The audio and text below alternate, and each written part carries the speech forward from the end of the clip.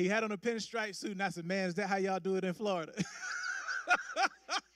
I said, I'm going to get me one of those, right? I'm going to get me one of those pinstripe suits because I'm looking at him, I'm saying, man, that cat's banging. You know what I mean? And, you know, he's always been taller than me, right? And he's always been skinnier than me because I've always been overweight, a little bit. And so, great man of God, and it was an honor when he asked me. No, I don't even know. He didn't ask me. He said, you coming to speak on the 28th. He didn't ask me anything. He said, you free on the 28th? You come to speak on the 28th. Put it on your calendar. Okay, so I'm here. But at any rate, they're trying to work to get my presentation up. But a little bit about me. My name is, again, Gary and Bunn. I'm a State Farm agent. And you know what? Maybe we'll shift it a little bit. Maybe before we jump into the insurance piece, we'll talk about business. How about that? So, Pastor told me, one, to talk about insurance, two, to talk about being a small business, black-owned business owner, right? And so, I don't know, how many of you in here own businesses? Okay. So, when I started on my journey, I had been in corporate for over 20 years. And when I say corporate America. And I hit my glass ceiling. And I told myself, I said, this can't be it. I was in my early 40s, and I hit my glass ceiling. I could not get a promotion. I could not do any of the things I wanted to do. And in my mind, I knew, right, that I couldn't let another man put boundaries on me, right? And really, that's what it was, right? They were trying to put boundaries on me. And I remember my wife, Katina, saying, don't let them make you quit your job until you're ready. So, you know, that's another word, right? Because y'all know where I'm going, right? Because it was only by me having a good woman with me, not behind me, not in front of me, with me, that she told me, she said, don't quit your job until you're ready. Because I was ready to quit. And y'all know what we say. Let me look around the room. I'm being real. I said, I ain't going to let these white people tell me what to do. Because this is our reality, right? When we're in our teens, 20s, and 30s, we used to doing that, right? I mean, I don't like, I'm going, hey, you ain't going to keep me up here. I quit. You would be amazed how many jobs I quit, right? Because I didn't like something. But as you get older and you have responsibilities, you can't move like that. You can't move like that anymore because it didn't make sense for me to quit my job with 2 young kids at home, a wife depending on me, and me not have any income coming in, right? But it took me 8 years. This is real. It took me 8 years from the time that I made a decision in my mind and in my heart that I wanted to do something different, that something different came along. So this is the reality of it, right? State Farm wasn't looking for me, but they were looking for me. When the opportunity came along, they were talking to they approached my wife because you all don't know, I'm really laid back. Most of the time, I'm really laid back. So they were in, there was an agent that had left the industry. He was doing some unscrupulous stuff, right? So he lost his agency. So they had connected with my wife about opening a State Farm agency. And she said, that's not me. That's really not, you should be talking to my husband.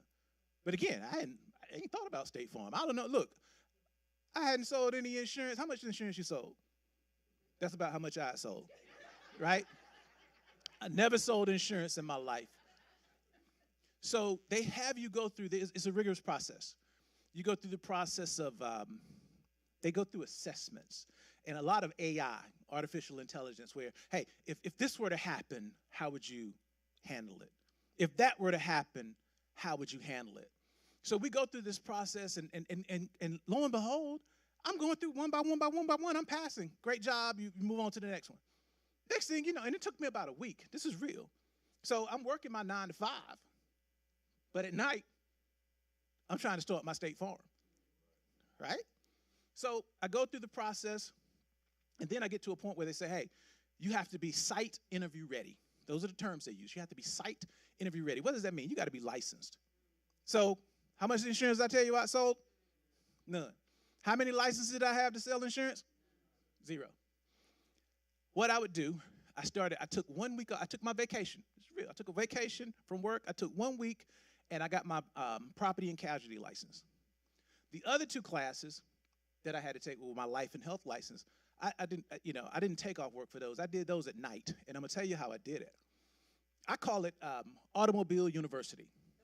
This is real. I call it Automobile University. What I did, I took the class, and I read each book from cover to cover, and I recorded myself. So every day when I drove to work, I was listening to myself talk about insurance, right? When I got ready to take my exam, guess what? Oh, Mr. Bond, we don't have anything available in Raleigh. The closest one we got is in Greenville. I got off work at 5 o'clock, hightail it to Greenville to sit for my exam, and I remember it like it was yesterday. I get there, it's storming, and I asked the lady, I said, can I sit in here and study? Because I don't feel, you know how that goes. I don't know. I don't take a lot of, I'm not real good at testing, right? So I said, can I sit in here and study? She said, no, sir, you can sit in your car and study, but you can't sit in here and study. You can take your test in here. She says, matter of fact, we had somebody that didn't show up. I said, you know what? I might as well take the exam. I passed the exam in Greenville. I drive back to Raleigh. Take the health exam. First time I took it, I failed it. This is real. Second time I took it, I passed it. Ready for the interview. I go in for the interview. I talk, and you all got to know this about me. Anybody who knows me, this is who I am. I mean, this is just who I am. And I interview the same way. I know what I know.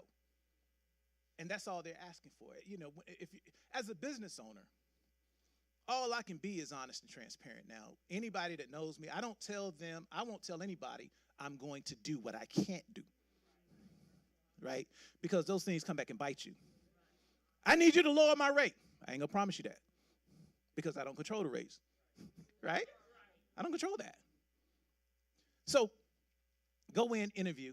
It's a Friday morning. And so my wife is in real estate. I was sitting for a CE class because I've always helped her with her real estate. If she couldn't do a showing, I'd do a showing. If she couldn't do an open house, I'd do an open house. And I remember it was a Friday morning. I'm sitting in a CE class, getting ready to start. It's about 7:45, and my phone rings. And this is real, as real as it gets.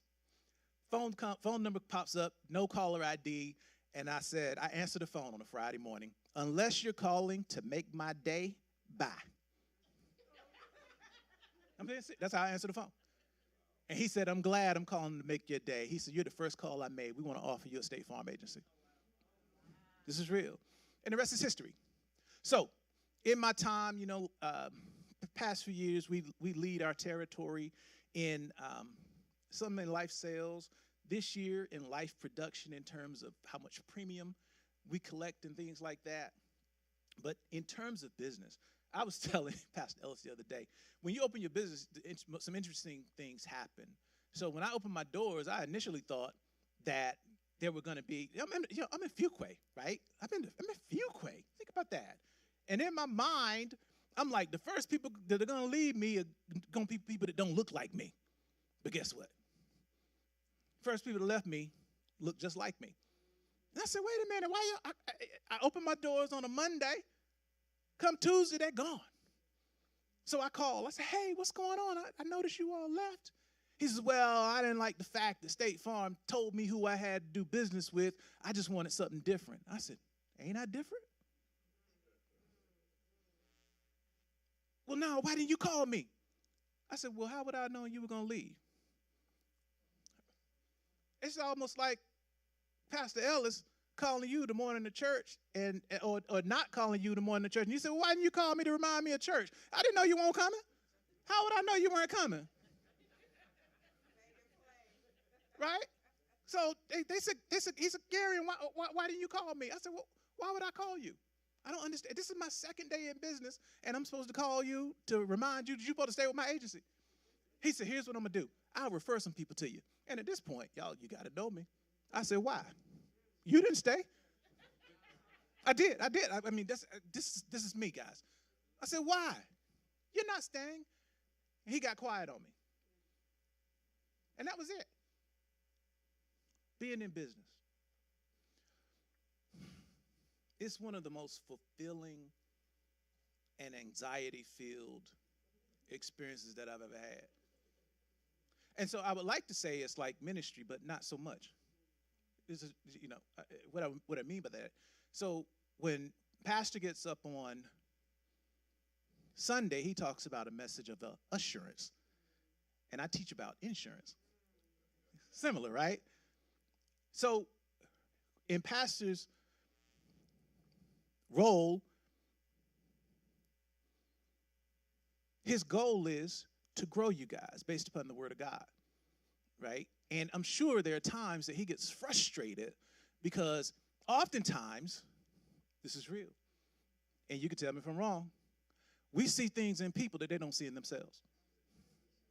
So when I'm working with my small team of people, oftentimes I see things in them that they don't see in themselves. And as a business owner, if any of you own a business and you have employees, oftentimes you'll see things in your employees that they can't see in themselves.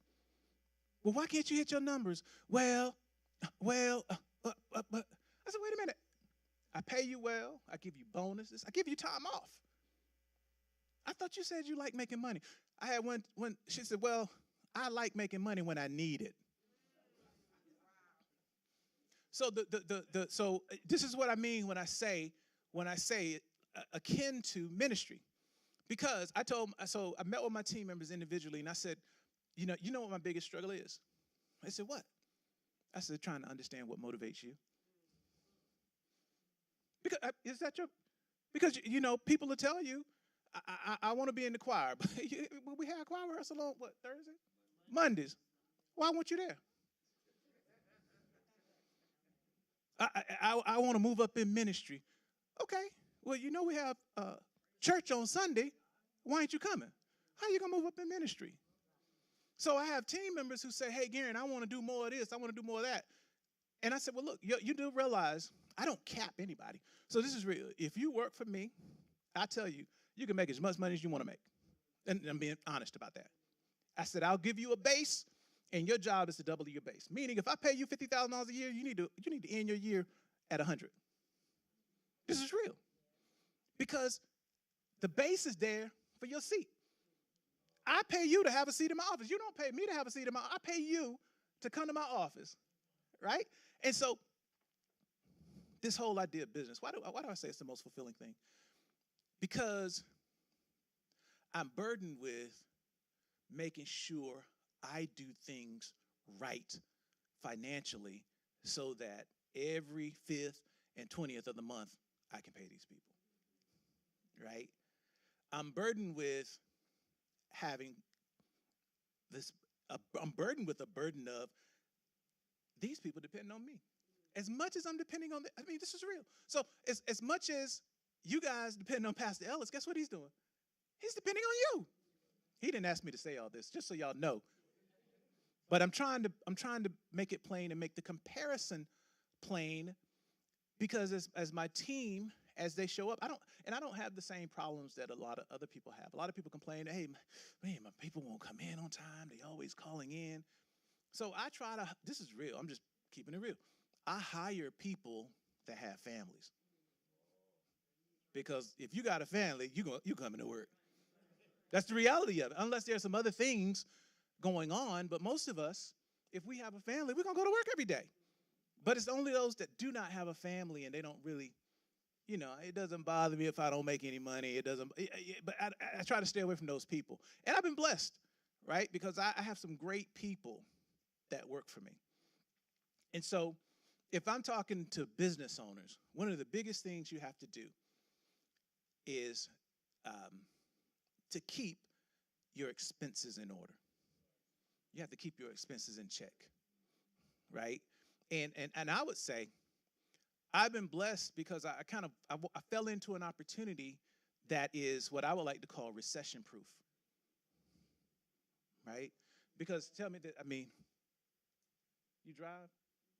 Do you need insurance on your car? Anytime, you in the car, do you need insurance on it? You need insurance on it. You got a home?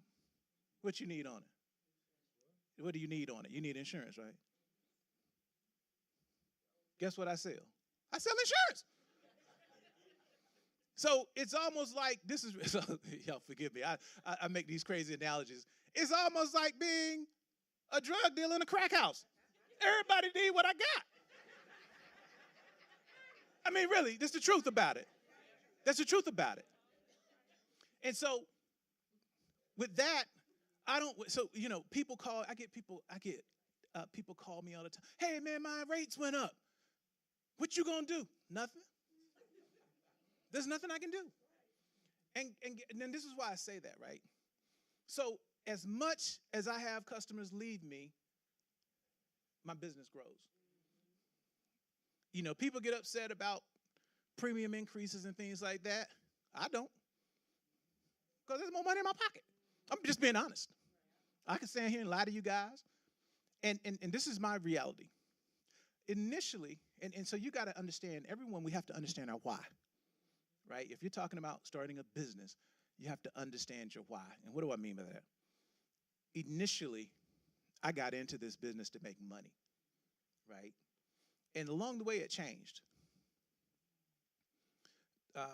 I remember helping a gentleman. I wrote his home and auto, and we were having a conversation, and we call it pivoting. I pivoted in the conversation to life insurance. And he said, well, I think, and this is real, I had this, and some of y'all may relate to this. I have this conversation with people all the time. I think my grandma had something on me. I'm like, your grandma? I mean, you're 40 years old. What you talking about what grandma got on you, right? He said, I think grandma has a policy on me. And I said, well, what do you own? Y'all heard that term, right? I didn't say, what do you have? I said, what do you own? He said, well, I don't own anything. I got something through my job, and this is in the presentation. We'll talk about that. But I said, well, look, what about your wife?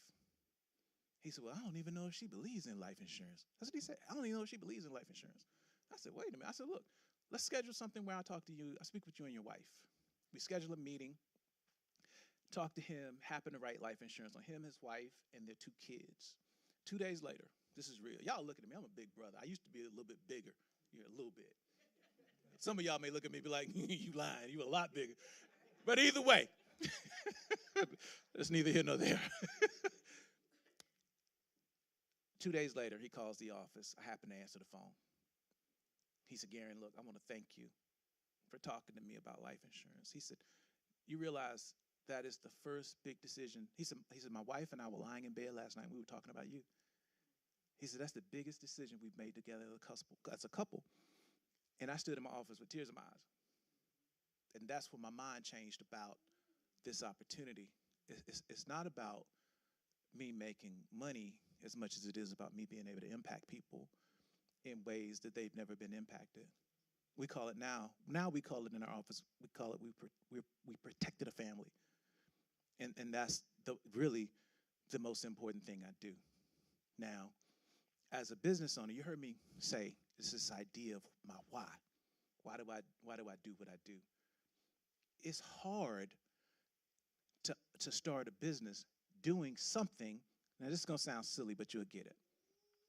Doing something that you enjoy doing. And let me tell you what I mean. Who likes to fish? You like to fish, right? So how would you feel opening a bait and tackle shop, and at the high fishing season, everybody coming in needing bait and tackle, and you want to be out there fishing? You want to fish. So it wouldn't make sense for you to open a bait and tackle shop. How many of you like shooting guns, right? You follow me? You like shooting guns, and all your friends come to the range to shoot, but you got to be behind the register checking people out. I mean, really, let's. So as a business owner, you have to find something that you love enough that you don't have to be doing it. Right? How am I going to open up a basketball gym? I like shooting basketball. And every day people in there shooting ball. I'm like, man, I wish I could be out there with them. I'm just shooting straight, right? And like the biggest thing I tell anyone getting into any business, start from the top. Watch your expenses. Your expenditures can make or break you, right? Be ready. This is real. Y'all can laugh because this is real. I remember the first time. Can I be real? I'm just shooting straight. Sunday morning, we're getting ready for church. This is the first time I thought about cursing my wife out. I'm just look. He didn't call me here to preach. I'm here to talking, right? I'm standing. We're at the house, and I'm ironing clothes. We're getting ready for church, and I got cold feet. It was right before I'm opening my doors to my office, and I got cold feet. And I'm talking to my wife. She comes in the room. I said, look, we're going to have to sell some real estate or something. Sell some property because I'm scared. I don't know what we're going to do. She said, you should have thought about that before you quit your job.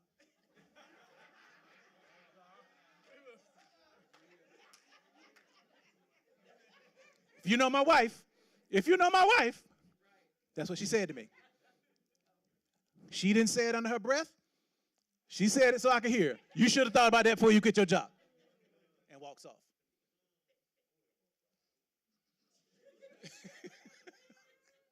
I thought about laying hands. I thought of all this other stuff. Because this is real. I'm in my 50s, guys. I did this in my 40s. This is not something you want to necessarily do in your 40s and 50s.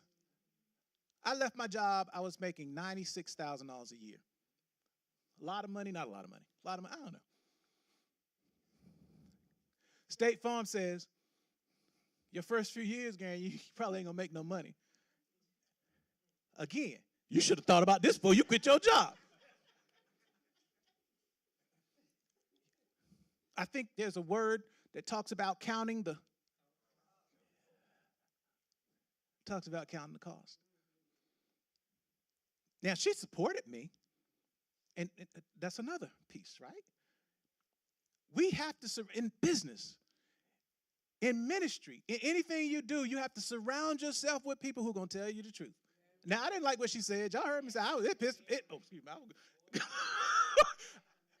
it made me mad. But she told me the truth, right? Well, Gary, you ain't done all, I know you want to do this, but you ain't done all your homework. So what goes into starting your own business? Long hours. I get there 6, 7 a.m. I might leave 7, 8, 9 at night. But those are the early years because they're lean, right? You hire people, you fire people. You want to make sure you get the right people, but then maybe you don't have the right people. And you're looking around saying, well, I'm paying you what? I mean, what's... You look at your expenses and you say, well, I got $10,000 in expenses, but my check only $9,000. What am I going to do?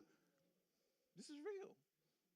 So you got to figure out how to, a big part of the job is, how do I manage the gap? In your household, it's the same thing, right? How do you manage the gap between what you earn and what you have to spend out each month? Okay. What time is it? It's time for me to jump into something else. Any questions on business? Anything while we're here? And keep in mind, I'm going to say this. As I'm standing here, keep in mind that my goal is not to sell you anything. My goal is to educate everyone, right? So if there are questions that you don't want to ask your agent because you're afraid they're going to say something, ask me. I don't mind. That's what I'm here for, right? Okay, any questions on business? Yes, ma'am. What did you do to get your expenses under control? If you were to give, say, 3 to 5 steps. Okay. So this is the reality. It's an interesting thing where someone in here may make $50,000 a year, somebody might make $100,000 a year, somebody else might make $150,000 a year. But if you talk to them about money, all of them may tell you they're broke. And you say, how is that? How is it if everybody making money, how is everyone broke? You have to be really, really conscious of your budget, right? Because this is my reality. If I were going to tell you that, hey, I'm going to walk from here to North Raleigh, Would I put, if I were doing that, would I put weights on my back? I got weights on my back. I got on ankle weights. I got boots on. No. You would pack as light as you could for the journey. So when we're talking about getting your expenses under control, it is nothing more than an exercise in what do I really need? So even if I'm looking at my house and my wife says, hey, we need to stop doing this or doing that. I said, well, do we really need 4 cable channels? Do I really need a car that costs me $1,000 a month? Do I really need to eat out every day? I mean, those are real questions, right? Do I need to go? I mean, so part of my job as an agent, when people tell me they can't afford something, I help them find money. How often do you eat out? I eat out every night. Why? You got a stove? I mean, really, this is real, right? I don't like cooking. That's part of your problem. I mean, if we're being honest, it's not that you don't have money, it's that you don't spend your money wisely. Okay? So that's what. Look at your expenditures and begin to go line item by line item and look at those things. Do I really need this or can I decrease that? And so in my business, the early years, look, I don't do it today, but I wrote a lot of home and auto. I hate writing home and auto. So I hire people to do it. That's a simple, for me, it's one thing to know something, but it's something else to find people who can do it. Now, you don't think Pastor Ellis knows how to usher? He's probably ushered 1,000 times, right? Does he want to usher? Nope. Because he would tell people, and I'll tell people this. So when I was the minister of music here, I was a zero. And do you know what a zero is? A placeholder. Because that wasn't my calling. I saw a need and I stepped into the need, but I knew that wasn't my ministry long term because I was a zero. But I was a placeholder. And so as Pastor Ellis is having an usher, he's a placeholder. Right? Because that's not who he's called. He's not called to be the usher. So in my lean years, I sold home and auto because I was a zero. I was a placeholder until I found people.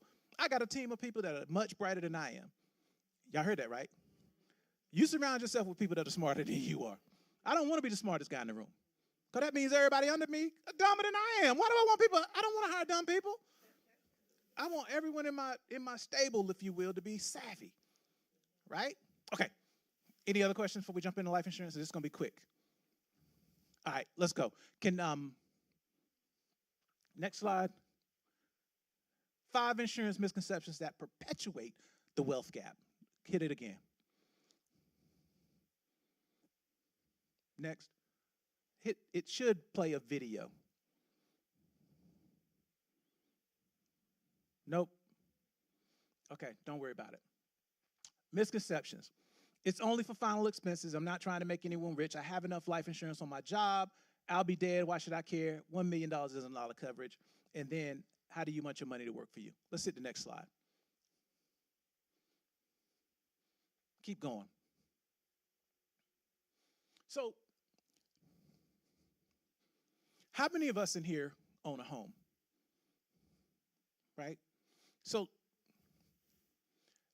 I talk to people all the time who have this idea that as long as I have something, it's enough. And to some extent, that's true.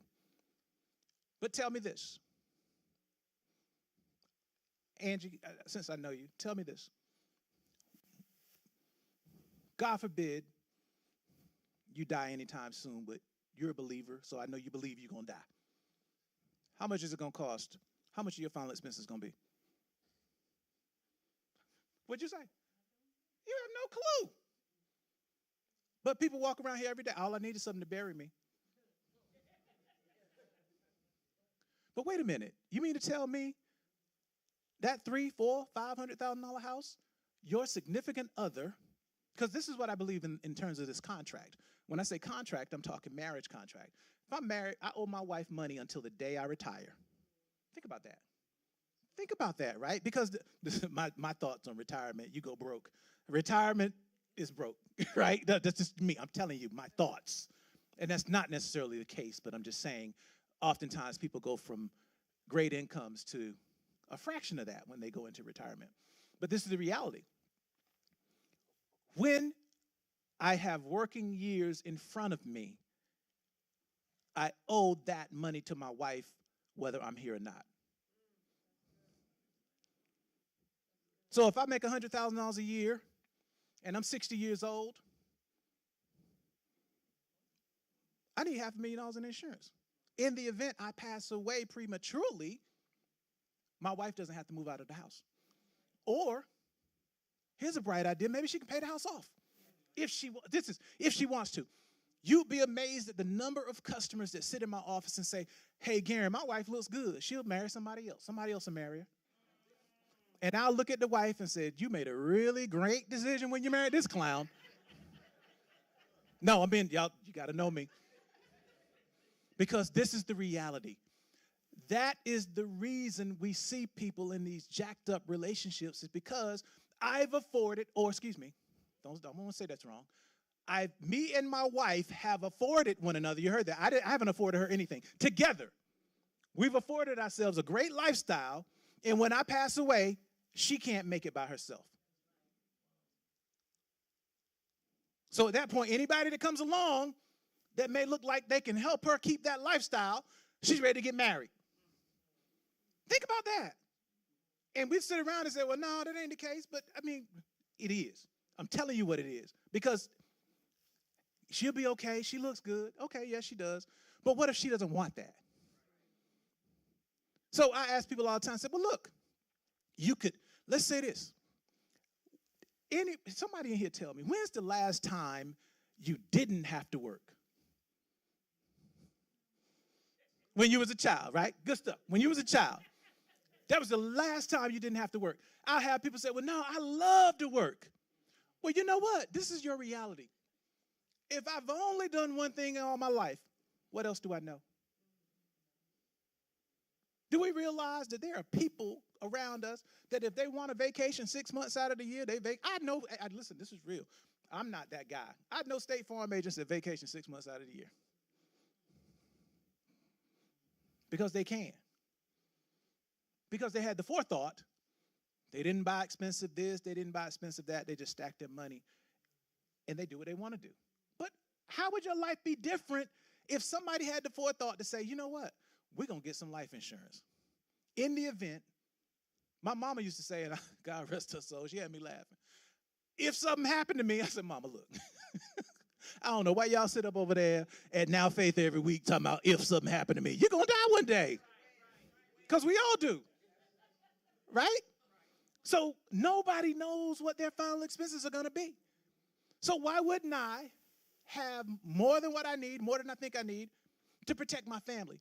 You know, in my world, there are only two types of people that buy life insurance. Those that owe somebody or love somebody. Because if I have somebody that don't love anybody, if I have somebody say, oh, I don't owe anybody, I stop the conversation.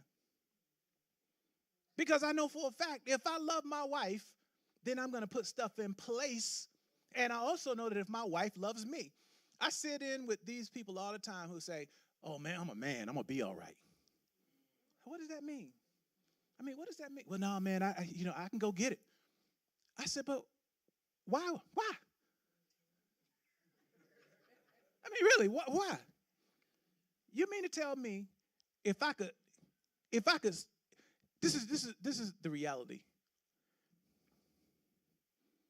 I remember being a child and being at my grandmother's house, and there was this older Caucasian gentleman that used to come by every week.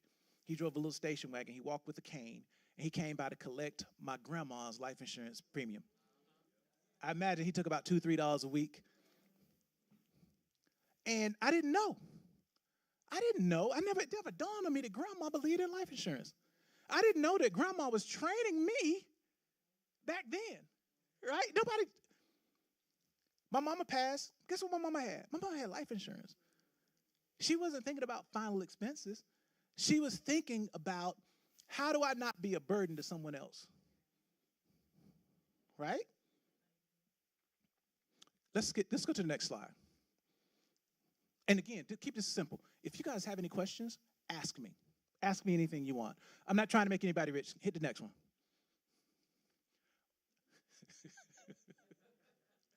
So I deal with this a lot. I worked hard for mine. They can work hard for theirs. Tell me this. And years ago, when I was in project management, I was living in Charleston, South Carolina, and there was this guy I worked with. I'll never forget him. He was an interesting guy. A guy named Chuck Cozell. And if you saw him, Chuck looked like it looked like an Italian. Whenever he always wore a little gold chain, his shirt, he never buttoned his shirt. His shirt was always open. You'd always see his chest. And he wore a little gold chain around his neck. But he was savvy. Get this. This is what he showed me. He said, well, yeah, Garen, we refinanced a home and bought a car. I said, huh? Because ain't nobody, Tommy and Geraldine ain't taught me this. They didn't teach me this. He said, we had equity in our home. And he said, that's the lowest interest rate I'm going to get is with my equity in my home. He said, that way I'm not paying to Ford credit, to Honda credit. I just pay, I don't know, whoever he had his mortgage through, right? But this is the concept. Take it a step further. His daughter, one of his daughters was getting married, and we were sitting at lunch. He said, yeah, and he wasn't bragging. He was just talking because, he's just that kind of guy. He's just talking. He said, my oldest daughter's getting married, and opposed to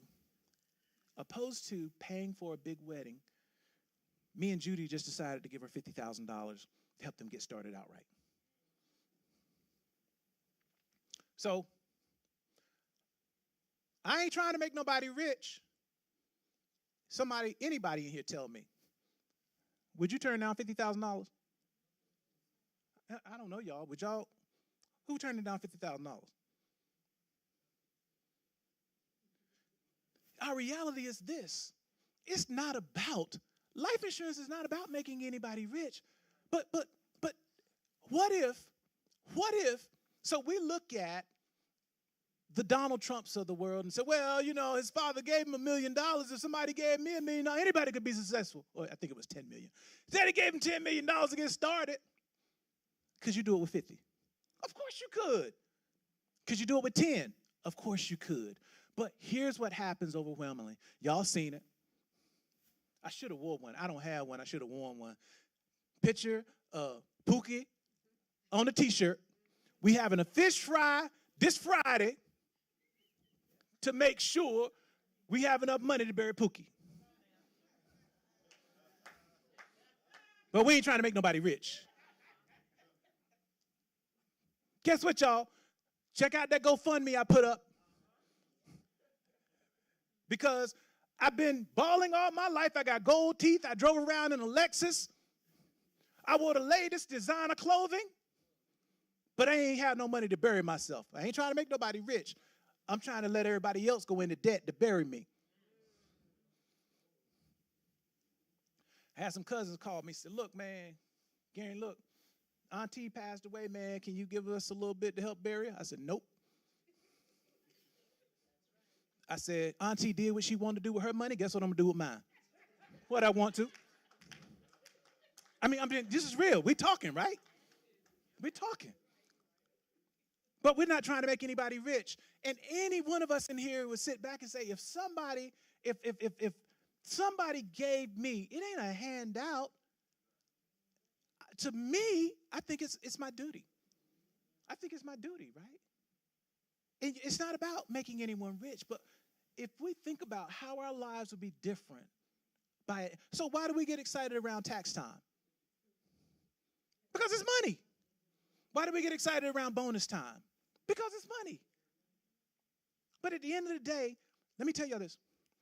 Life insurance is one of the simplest and easiest ways to build generational wealth. Right? It is one of the easiest ways. Because all it takes is you spending money. And guess what we do anyway? We spend money. Guess what? When I take my money to Walmart, let's say this. Keep it simple. If you go buy a car and I tell you it's $300 a month, right? Most people say, man, $300, I'm on board. But if I quote life insurance and I say $300 a month in life insurance, you say, oh, man, you done bumped your head.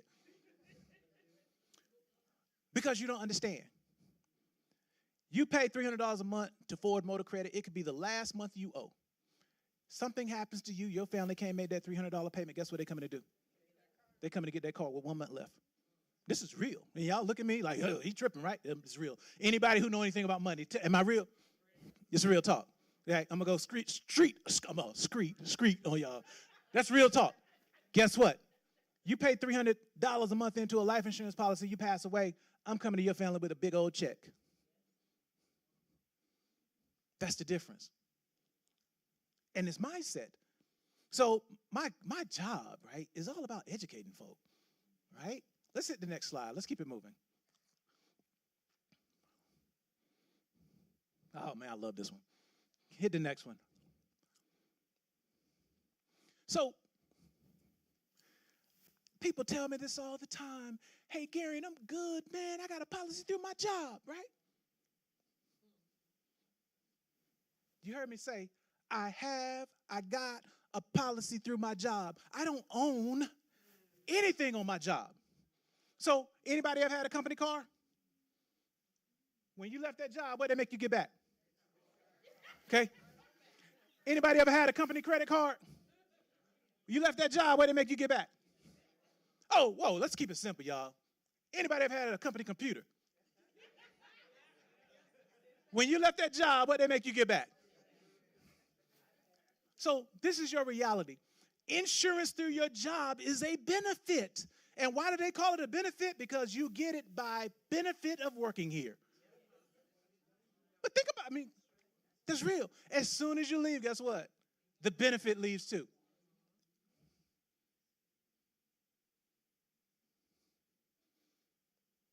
But I got insurance through my job. Oh, so you plan on dying on your job? No, who said that? That's the only way they're going to pay you, is if you die while you're employed through that company. The average person will hold about 12 jobs through their career. Guess what? All jobs aren't created equally. All benefit packages are not created equally. I want something that I can control. I tell y'all what, anyone in here that owns a policy through your job, you go in there tomorrow's Monday, go say, look, I want to increase my coverage to $1 million.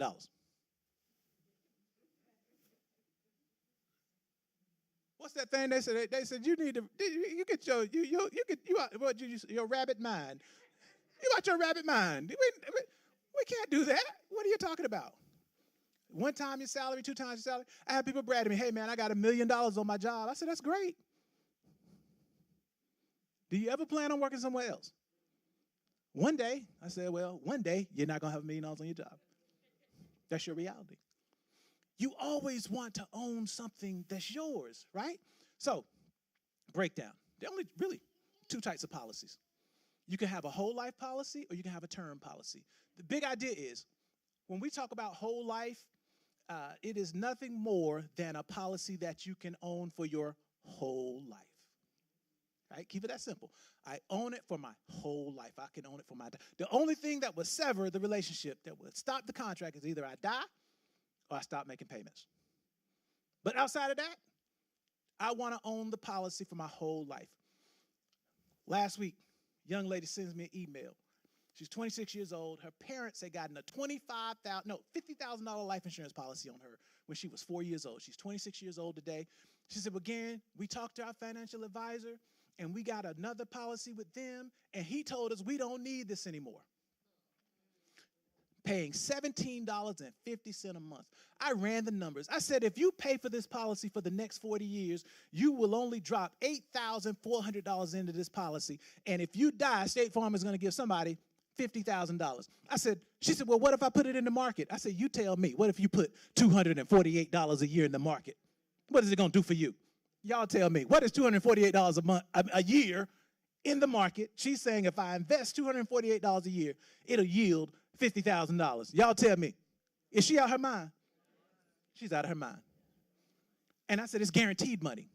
I said, this money's guaranteed. She said, well, Mr. Bunn, $50,000 is a drop in the bucket to the $1 million term policy that me and my husband picked up. I said, ma'am, do you realize that your parents were thoughtful enough to buy you the creme de la creme of insurance? I said, this policy today would cost you 3 or 4 times as much as you're paying for it. She said, but it's nothing compared to the $1 million.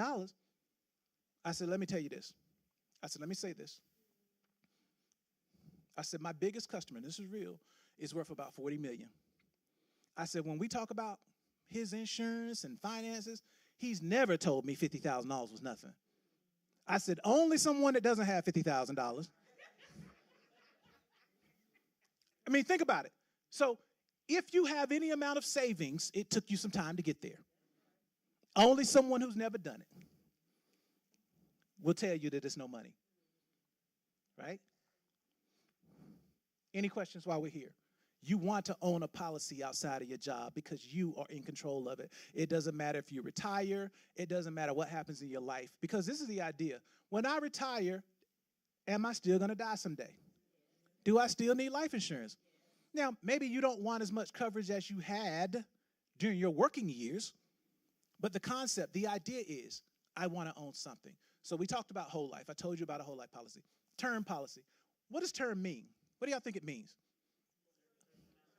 A certain amount of time, a certain term. I like likening it to if anybody lives in an apartment, you got a 1-year lease. You get to stay in that apartment.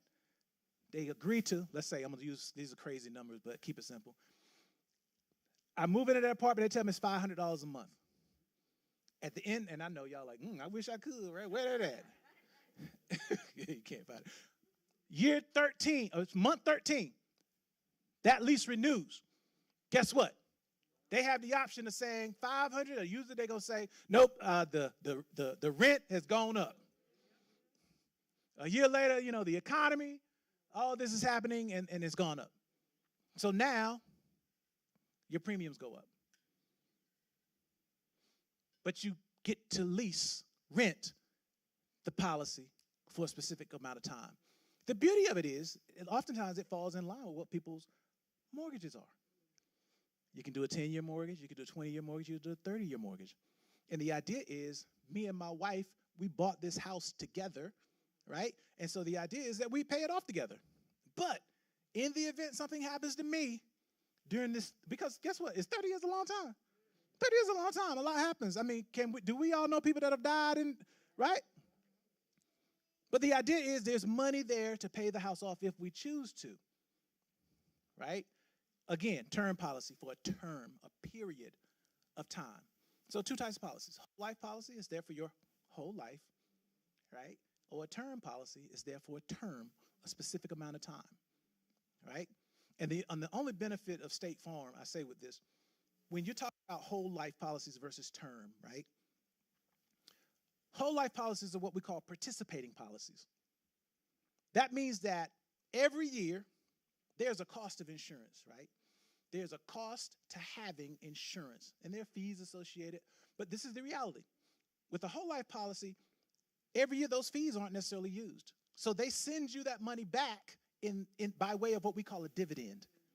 Or you can leave that money in the policy and buy more insurance, right? And I have policyholders that are calling and say, hey, Garen, it's been about 5 years. I know how much money we got in our dividend. We can ready to buy a new car. We need to pull that money out of our policy. So term policies do not have that. They are non-participating policies. The reason I told the young lady that she had the creme de la creme of insurance is because a whole life policy grows in cash value. So there's this new term out there where people talk about being their own bank. If I'm young enough or if I have enough money to dump into a policy, there are living benefits to a whole life policy, meaning there's cash value that grows inside that policy. And guess what? I can call up my insurance agent and say, hey, man, I know that there's $20,000 inside my policy. I need $10,000. Can you get me $10,000? Yes, it'll take me about 7 days, but we'll get you a check for $10,000. He didn't have to go to BB&T. He didn't have to go to any bank. We didn't have to pull his credit because the money's there. So life insurance works on this thing we call, or whole life works on this thing we call first in, first out. Y'all ever heard that? Basically, if we're talking about investments, which I'm not calling it an investment, I call it an asset. But if we're talking about investments, typically first in, first out basically means they will give you as much as you've paid into the policy, tax-free. So you can borrow against your life insurance tax-free. When you die, guess how your beneficiaries get that money? Tax-free. They don't pay a dime on it. It's tax-free, right? Let's hit the next slide because I'm running out of time. I'll be dead. Why should I care? Keep going. This is the big idea. I've seen this a lot, more so in the black community. I don't know if it's there's historical data out there says that African Americans own more policies per capita than anyone else. Not more insurance, but more policies. I had a grandmother come to my office one day. She had 20 life insurance policies. She had bought them on her and her husband, her kids, and her grandkids. Now, $2,000, $3,000, $4,000. And if anybody's ever had to bury someone, you know that's just literally a drop in the bucket, right? I'll be dead. Why should I care? Y'all heard me say earlier, I only sell life insurance to people that owe someone or love someone. That's why you care. What does it look like? So for me, one of the things with my life insurance, my wife already knows my big idea is one thing I want to be able to do. My oldest is in college, so that's cool. I wanted to help each of my kids buy a home. So if I die, she knows we got to help the kids. Everybody, we helping the kids get a home. There's enough money for that. You hear me? If I die, we want to be able to pay the house off. There needs to be money to pay the house off. There's also money if you don't want to work for the next year, 2, 3. You don't have to. But that's your decision. Because I love her. What's that word you use? You want to create options for your family. And what happens, too many of us really don't care about it. Well, I'm dead. Why should I care? I had a guy, and this thing's bothered me, but what do you do, right? He said, I'm not going to pay to have another man's shoes under my bed. I said, what? I literally never heard that in my life until he said it. And now I can't unhear. You know, they say you can't unsee some things. I can't unhear that foolishness. But he literally said that to me. He said, I'm not going to pay. And he said this in front of his wife. And I said, well, dude, you're dead. You're dead. I said, the concept, the idea is, I do not want to, I would imagine that nobody in here wants to leave their family burdened. This is the idea, though. Overwhelmingly, if a family is underinsured or not insured at all, the people they leave behind struggle on average 5 to 10 years to get back on their feet. Why would I want my family to struggle? Do y'all know how bad me and my wife struggled in the early years of our marriage? Why would I want to set her back to that? Why would I want her to marry someone she may not necessarily want to marry because we've created this lifestyle that she cannot live alone? So what if it costs me an extra a few dollars? So usually when I'm talking to families, I talk about 2%. I said, look, do the math. Look at 2% of your income. Y'all heard me say earlier, people make decisions based upon how they feel at the moment.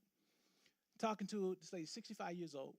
So with them, her and her husband, neither of them have life insurance. And so the only concept that I could talk about with them was final expense. Quoted them about, I think it was $50, $60 a month, something like that. And she said, well, Karen, we just can't afford that. I said, no, okay. So this is where I have to be savvy, right? I said, ma'am, tell me, do you guys go out to eat? She said, we eat twice a week. We go out to eat twice a week. I said, that's 8 times a month. I said, so eating out one time, how much do you spend? She said, well, about $60. I said, does that include the tip? She said, no, that don't include the tip. I said, so ma'am, if you could miss eating out twice a month, you could pay for this policy. She said, but Garen, that's the only time we get to eat out. You care more about eating out. Another story, and then I'm done. And y'all can ask me any questions. Gentleman sitting in my office, he and his wife. He's 52 years old, 2 kids. She's 50-ish. Talking to him, she has life insurance, but he doesn't. I said, sir, why don't you have, and they look like me, us, if you will. I said, man, sir, why don't you have life insurance? He said, man, it's too expensive. I said, well, what was it the last time you looked? He said, I don't know, man. I ain't never talked to nobody about it. I said, well, look, let's get you a quote. I said, looks like you owe what? I said, looks like your house is $250,000. I said, if we ran a quote, a term policy, I said, it'll take, I said, how much longer do you own your house? He said, we owe 20, we still got 20 years to pay on it. I said, well, I'll do a 20-year term, $250,000 that will pay the house off. That way, your wife and kids get to stay in the house if something happened to you. I'm going to tell you how I know him. I know him because his son, James, my son, Isaiah, played soccer together. They played soccer together. At that time, we were spending $3,000 a year for my son to play soccer. That doesn't include hotels and travel, but that was. So guess what I knew James was spending? $3,000 a year for his kid to play soccer. I ran the quote, guys. It came up to $50 a month. I said, what do you think about that? He said, man, that ain't as bad as I thought. I said, well, look, what do you want to do? Well, let me think about it. This is real. I didn't look at him any longer because I knew that he wasn't the brains of the operation.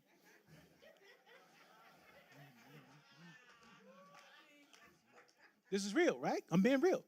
I look at his wife. I said, well, look, what do you think? Well, it's up to him. I said, ma'am, listen, let me get this straight.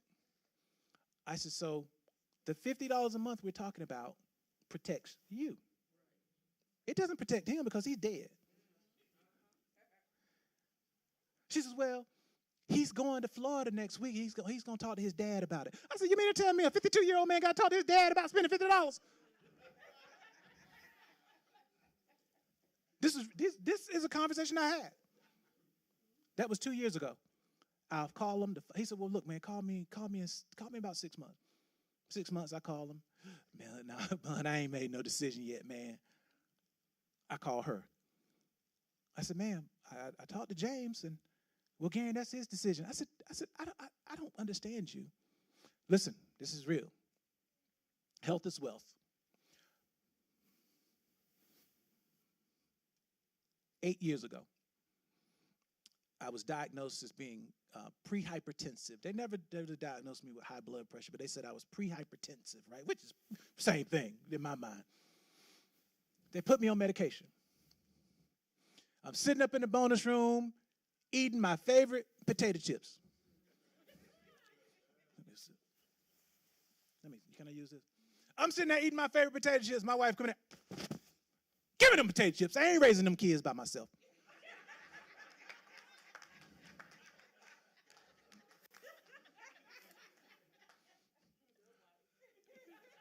James needs some of that in his life. Because there's no way that Katina would have me running around this earth with no protection for her and those boys or young men today, but y'all get the point, right? So we have to be savvy about this thing. You buy life insurance with your youth. What do I mean by that? Life insurance is only based on two things, age and health. So one of the first questions they got, how old are you? Then you go through a process of underwriting, and they look at your health, and if you're healthy enough, I say, this is what I tell customers. I said, it's only three things. I got three lights. They're going to give me a green light, Garen, they're in great health, and let's write them. They're going to give me a yellow light. Garen, look, they got some health conditions. We're going to have to charge them a little bit more money. Okay. Or they're going to give me a red light. Garen, they have some underlying health conditions. And this is the reality of it. I can look around the room, and everybody looks good and healthy. I have seen people in my office that, in my mind, that with a picture of health, decline. Because guess what? We don't know. We know what we see, but none of us know what's going on in here. I mean, I deal with people with mental conditions, underlying health conditions that they didn't even know about. Guys, again, I'm done. It's 11:20. I've gone over. I apologize. Anybody got any questions for me? Because I'm not selling anything. We're just talking. Highest age for anything with State Farm life insurance related is 80. So after 80, you cannot get any more life insurance. go ahead. Go ahead. So I heard that when you have kids, you can't leave it to them if they're underage. You don't want to leave it to them if they're underage. But what if you don't have who would you leave it to then? So here's what you would do. You would, God, the term escapes me.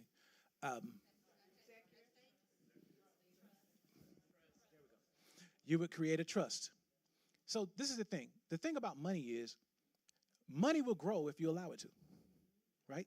So you create a trust and you have the life insurance pay into the trust. And this is the reality. If I got $1 million policy, do I want to give my kids $1 million? No. Why would I do that? Because this is the reality. Y'all tell me this. I mean, some of y'all in here of age. I mean, do y'all know how much money I wasted in my 20s, in my 30s? So why would I give a child $1 million?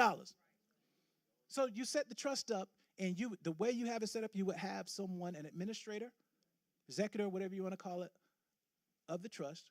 And you might say, if I'm deceased, when they graduate college, the first thing I want to help them do is buy a house. So let's put $50,000 that's earmarked for them to buy a house.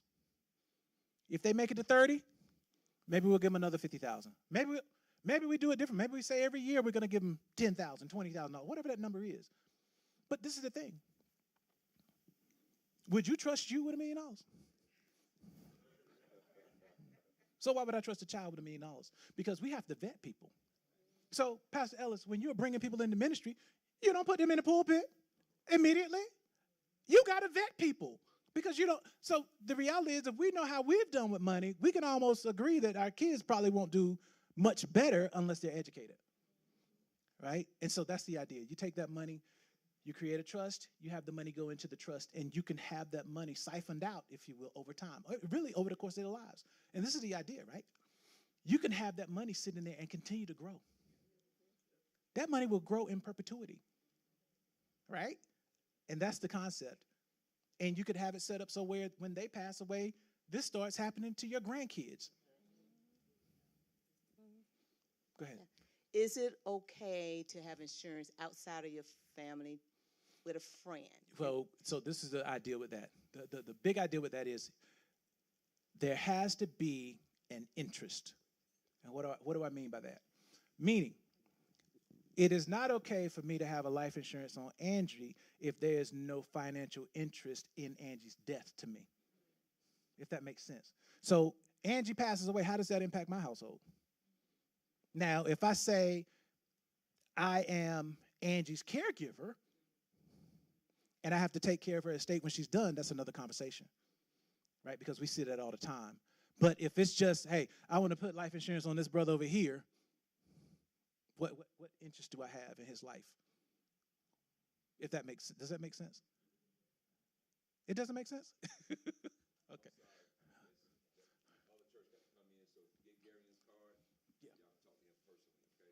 Yeah. Thank you all so much.